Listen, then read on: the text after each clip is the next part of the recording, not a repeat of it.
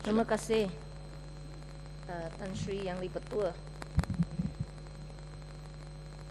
Tan Sri Yang Di-Pertua, pada waktu sekarang saya rasa rakyat Malaysia bukan sahaja dibahagikan oleh keadaan politik di Perak, di negeri Perak, tetapi juga dibahagikan dengan polisi ataupun darsa PPSMI.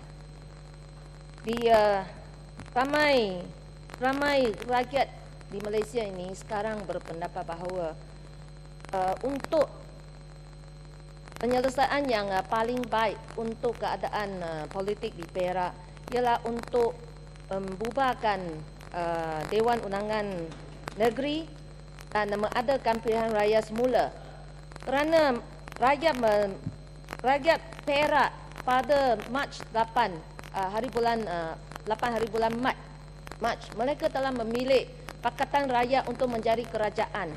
Tetapi sekarang Barisan Nasional pula mengatakan mereka adalah kerajaan untuk negeri Perak, dan ramai rakyat merasa ini tidak betul dan tidak patut berlaku.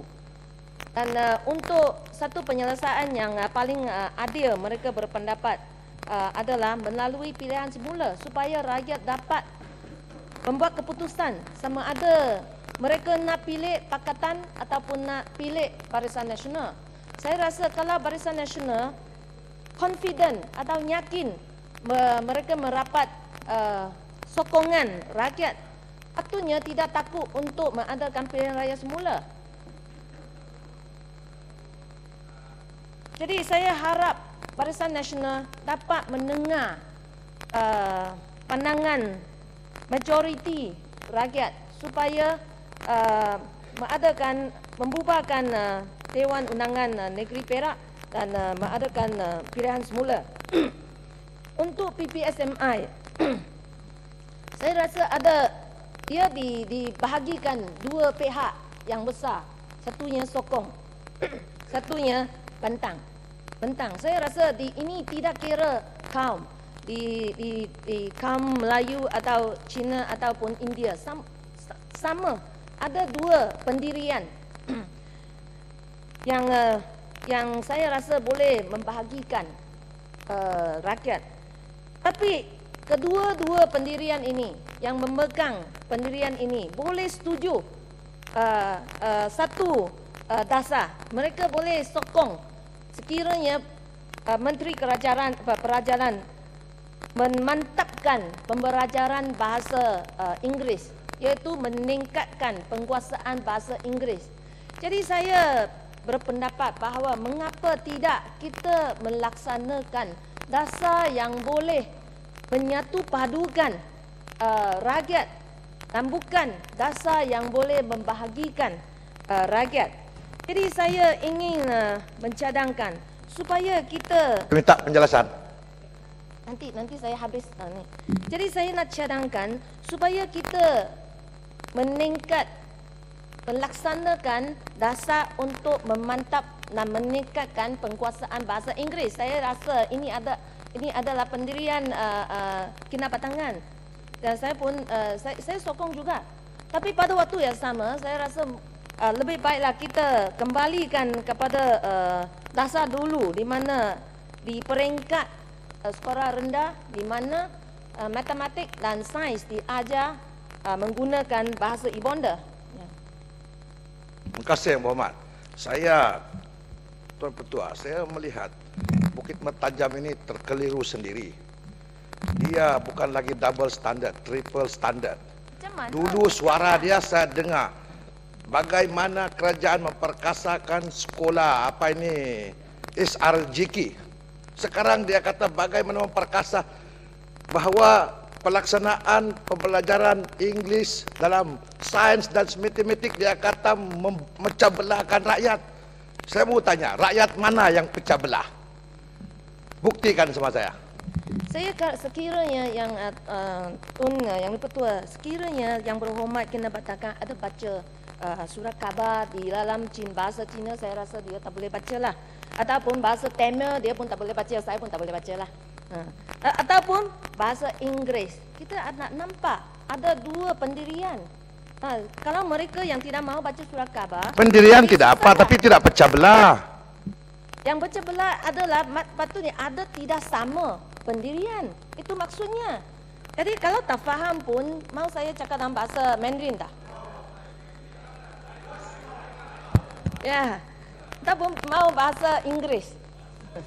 Ya, saya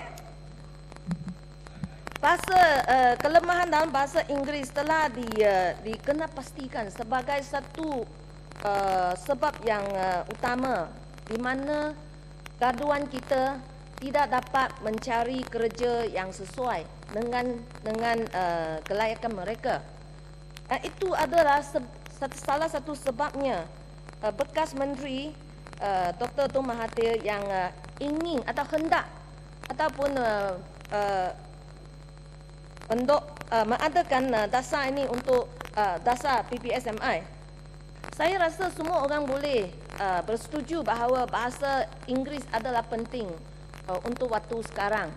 Walaupun dulu pun dia penting juga sebagai bahasa antarabangsa.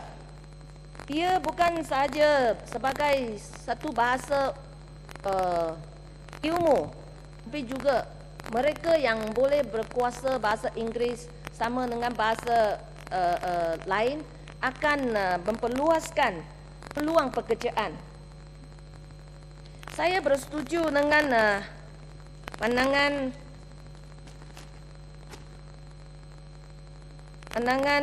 bekas Ketua Pengarah Pelajaran Tan Sri Abdul Rahman Ashar.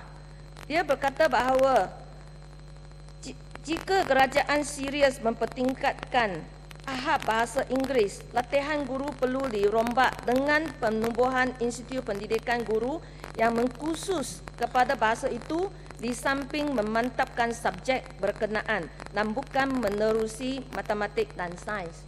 Saya rasa ramai ibu bapa boleh bersetuju dengan beliau. Walau bagaimanapun saya rasa mendasarkan prinsip kita yang mengatakan bahawa bahasa ibunda merupakan bahasa yang paling baik sebagai bahasa penghantaran.